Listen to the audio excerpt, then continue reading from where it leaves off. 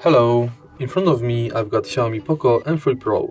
In this video I'll show you how to enable or disable touch to capture function in camera.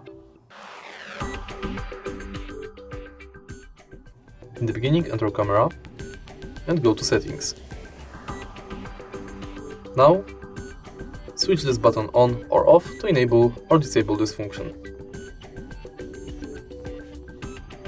Then tap on the screen, wait until it gets focused and tap again to take a photo.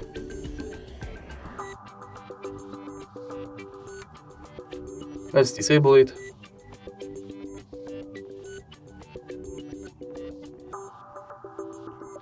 And that's all. If you find this video helpful, please leave like, comment and subscribe.